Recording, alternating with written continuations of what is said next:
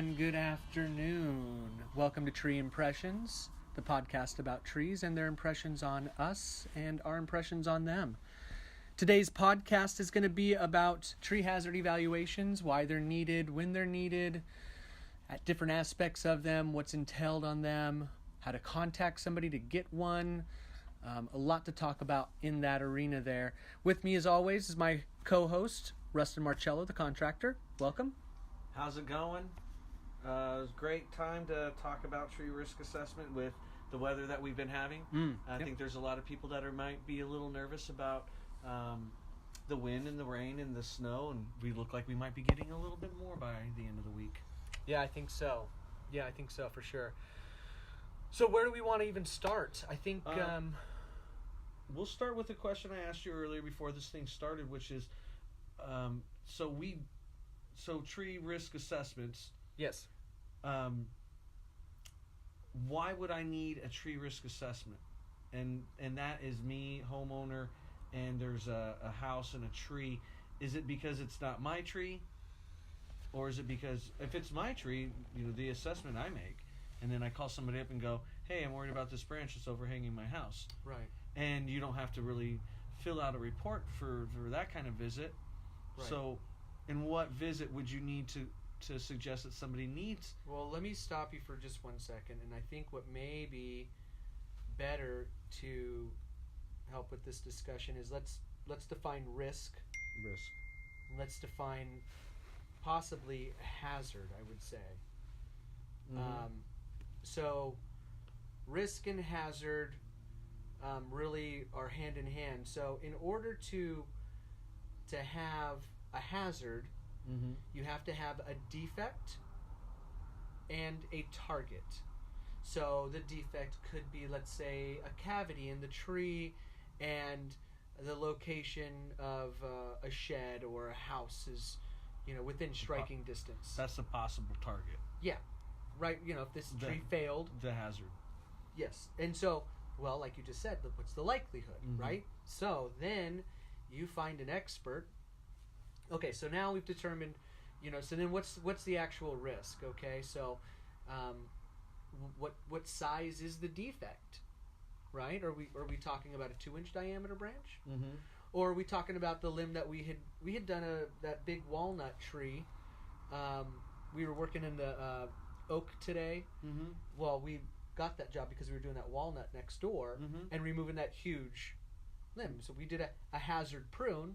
And if I was to do a tree hazard evaluation, I would definitely point that out as being a hazard. Right. Because there's a shed and there's a fence and right. this limb is hanging precariously, and we had to go up, climb there, and rig it down. Well, perhaps the tree has a history of failures. And species should be taken into consideration too. Mm-hmm. So yeah, some education on the homeowner's part would be fantastic. Getting an arborist out and spending just a half an hour walking through and getting a good idea is great. Mm-hmm. So, liability obviously has to play effect in a tree risk assessment. Like, if you're doing whether or not, because we're playing a numbers game, and we're using historical data possibly to back up the fact that there might be a big problem, or that there's a defect in the branch, and we have to prove that whether or not that branch is going to fail more likely than not. Yeah. At the end of the evaluation.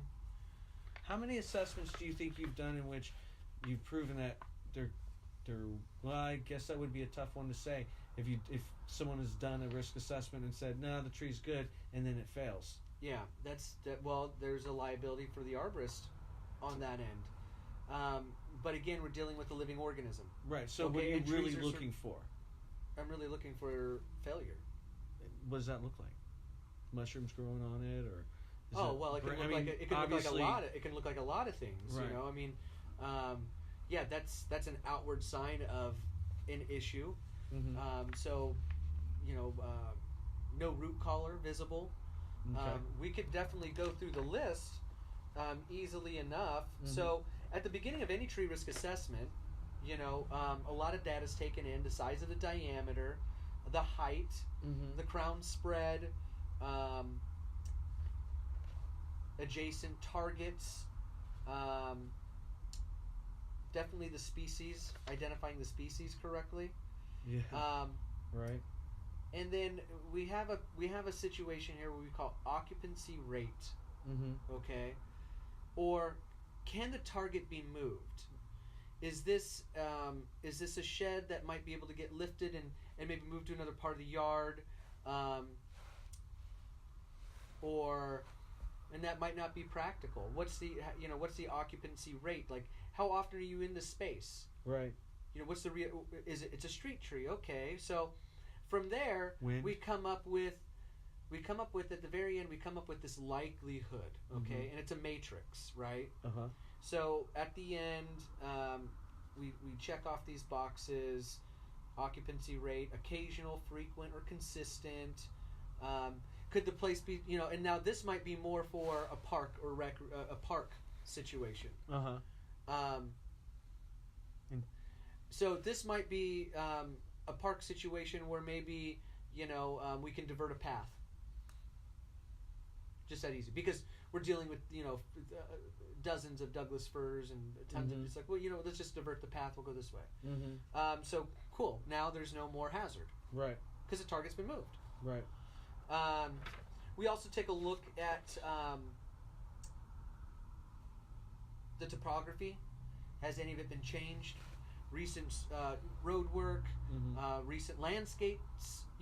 We come to a lot of people with struggling trees where there's been some recent landscaping changes. Yeah. And now all of a sudden maybe we've created a hazard. Now all of a sudden we've compromised this root system, Mm-hmm. and now this tree's subject to wind throw. Yeah. So we take a look at that to help us come to some of these conclusions. Prevailing winds, typically from the southwest. Right. Right. Foliage color, dense, sparse, chlorotic, dead, vigor of the plant. Yeah. Is there a lot of suckers in it? So these are all. We're like the bipartisan party here when we go and look at a tree. Mm-hmm. Okay, so it's like I have no vested interest in anything other than, is this tree going to be safe? What can we do to make it safe? Right. So at the end, you should get a list of mitigation options: Right. pruning, Right. cabling, bracing, Reduce staking, weight. reduce end weight, Open it up to let the wind through. any number of those things, or sadly maybe removal. Right. Maybe there isn't anything that could be done. Internal defects and. Mm-hmm. Now this is a form that's needed for any removal over 10 inches in the city of Lake Oswego. And what form is that? The tree hazard evaluation form. Right on. And what are Well, not all, but if you're wanting a tree larger, they want an evaluation of it. Right. Right. So we look for cracks, possible lightning damage, Mm-hmm. codominant stems, how many of them, included bark, weak attachments. So it is. So when somebody asks for that, or if somebody says, "Hey, I'm concerned about my tree," I can ask them one or two questions. I can look at it, Mm-hmm. and I can tell you immediately, like, yeah, let's just prune it, what have you. But if you're needing it for insurance purposes or anything like that, then that form has got to get filled out. Or you just want to have it, maybe there's a sale of a home, and it's a large tree in the backyard, and the new homeowners have requested or should request a hazard evaluation form. That's what should be really talked about. Right. Is why these realtors and home salesmen are not having these things. Could you imagine going in, buying happens. a home, all the time? and going, "Holy smokes! Now I've got this huge." You've got a $4,000 removal. And you should have before you bought it said, "Hey, look, I want this evaluated just like everything else on the home." Mm-hmm. People probably should, especially new home buyers, have a tree risk assessment performed before you purchase a home. Mm-hmm. Yeah, and they can be even as simple as because I did a project for a bus barn that was getting built in Oregon City, and there was over 600 trees that had to be evaluated. Mm-hmm. So there's different levels of evaluations. Mm-hmm. This one was, a walkthrough, not as highly detailed as what I would do for a single tree, but for this intents and purposes, they wanted to know the health of the grove. Right. So we just simply walked through pretty briskly. Now, in a lot of cases too, there has to be some, maybe this is a historical tree that's in a spot where there's a lot of foot traffic. The community doesn't want it cut down. Different arborists are saying different things. You get a lot of there's tools out there.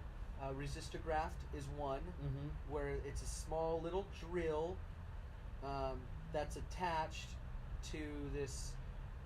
They call it a Shigo. They used to call it a Shigo because Alex Shigo came up with the resistograph. So you would drill this in, and it would measure like the density, the resistance.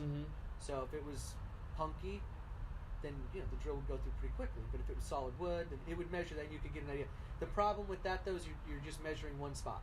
Okay, so you got to do this multiple times. I don't typically like the idea of drilling into trees too much anymore. Right. These days, you could go old school and do a core sample, but that's like taking a pencil out of a tree. Right. And then there's some sounding.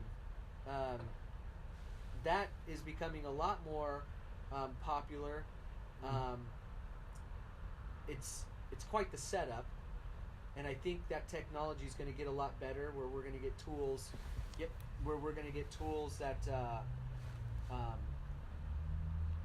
will help us determine the inside of a tree. Yeah. More importantly, though, Levels. I think is the soil. Now, treeless levels, they range from drive-bys, right, walk-bys, and that's noted in the report. Right. Like trees reviewed. Like there's that tree tunnel on 99, right? That hazardous tree tunnel, that's just awesome when it's fully leafed out. There's so many dead branches in that stupid thing, right? Yeah. And did you see that one big tree totally just fall over? Yeah.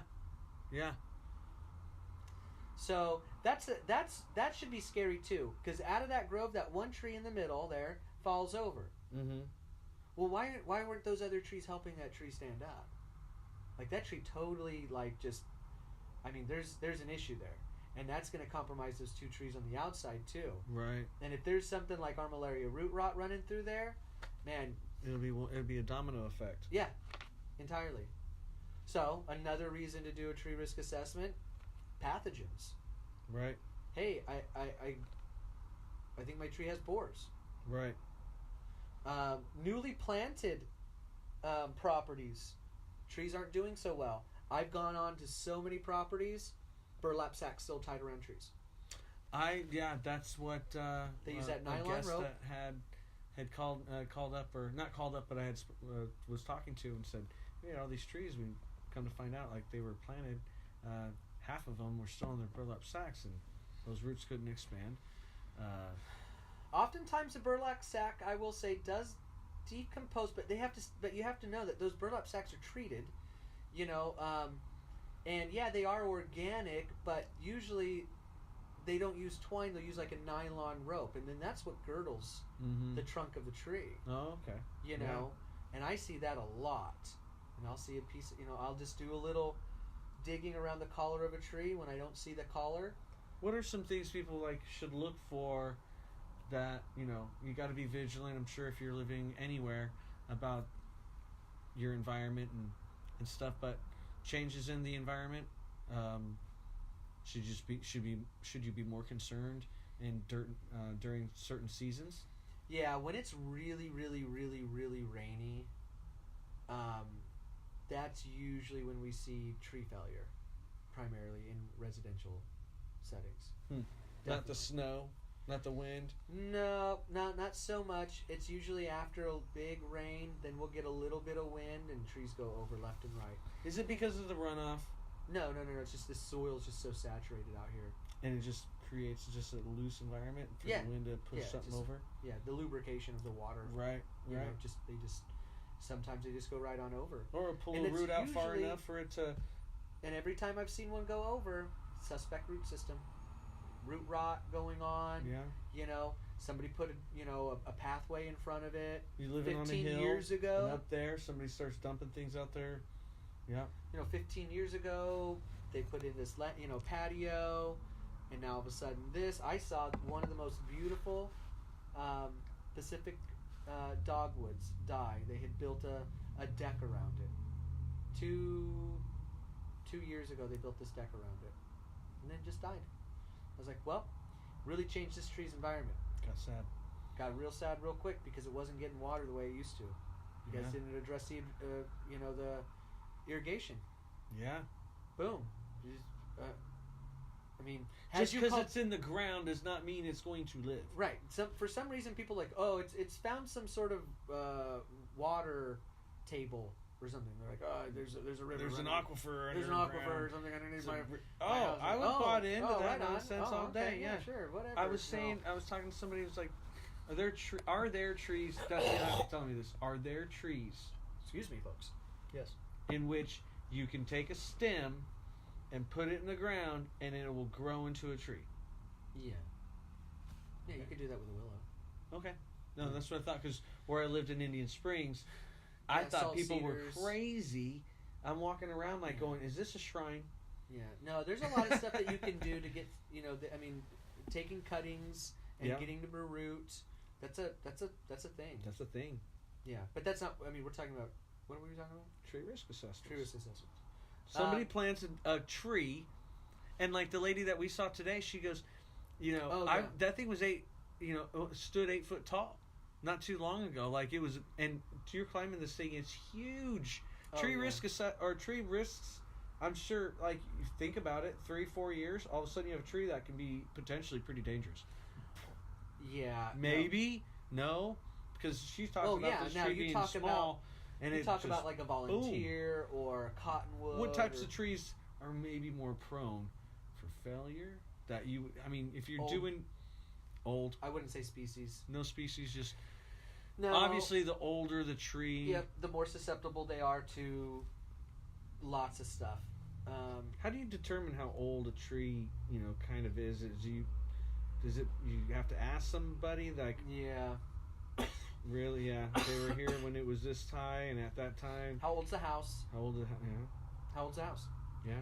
Yeah, this was probably the first tree in the landscape. Yeah. Or, there was and that goes into having a good tree risk assessment done. Is the arborist is asking some detailed questions about the history of the property. Mm-hmm. When was it last pruned? Right. Was there any recent soil disturbance? When did you notice this? Mm-hmm. How often is it how often is it fertilized, if it's fertilized? I point out things. I pointed out cable systems in people's trees. I had no idea was in there. I was like, wow, you got a cable system in there. Really? Yeah. And I was like, yeah, probably got to get that checked out, I would imagine. You need to know about it. Yeah. Well, and I think that's what I was saying when, people just, their tree's doing great. There's no problems because it's at a size and at an age in which it's not going to pose any problems. And all of a sudden, my tree is older. Mm-hmm. I didn't realize. Mm-hmm. Now I've got to do a lot of maintenance. Mm-hmm. It's not too much. And large trees aren't really that big of maintenance. We go through and just deadwood them. Yeah. Maybe put in some structural enhancements like a cable system, or, maybe it needs to get bolted. Big trees are important to keep around. Mm-hmm. Because they just hold so much carbon. Right. That's the deal. When they die, then all that carbon that they absorbed gets released. Absolutely, and turned into something, chips, dusks, whatever. Well, or it gets decomposed back into the ground like nature intends. Well, and that's the whole thing too. That people don't realize is carbon's an important part of trees growing. Oh yeah, and they have to have it. And they release it, and they absorb it, and it's I don't know. So. Well, safety defect. Yeah, I was gonna say, just to recap a little bit about it, would be that you're a homeowner, It's you know what, that's a good thing to trees are to mention. typically, I'll end it with this, trees Right. are 99% safe. They're not going down left and right. It's Well, not, does it take a rocket scientist to figure out whether or not a tree, like if you're looking at one that goes, oh God, I think you got this intrinsic sense to look up maybe and go, ooh, yeah, to, you know. I think all humans have that. Right. Mostly because we probably came from them. And then maybe there Right. are times where you go, you know, that I saw a couple of limbs. Remember, it looks like it's upside down and growing into the ground.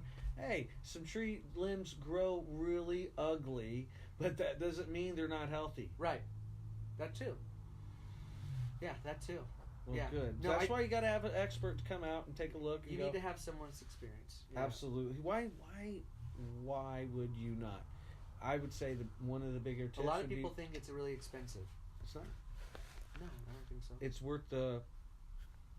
Yeah. Yeah, definitely worth the payment. Especially if you're going to look at something that could really cost. Depending you a lot on the down road. size, detail, what it's used for. Would you rather remove a limb or pay the whatever deductible that it costs for it landing on top of your car Right. or somebody else's car, Mm-hmm. and it's your tree? Right. There you go. You know, we do a lot of other tree risk assessment forms too for when people are building around trees. Right. Yeah, construction. We have to do root evaluations Uh-huh. when they dig around trees too close, Mm-hmm. trenches. But good. Yeah. So that's hopefully we kind of went over everything. If anybody has any questions, please email us, tillistree@gmail.com.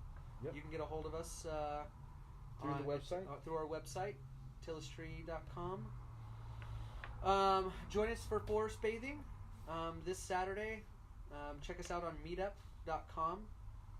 Forest bathing. So we take some leisurely walks through Portland parks and enjoy the benefits of being around trees. And learning a lot about trees whilst doing it, and performing some meditation techniques A little to bit of help yoga. open and expand your senses. Yeah, perfectly. Very well said. Great. Anything you want to add? It was a rough week last week, but this week sure seems to have a lot of silver linings. So very excited about it, and can't wait to post this. Yep. Good night. Good night.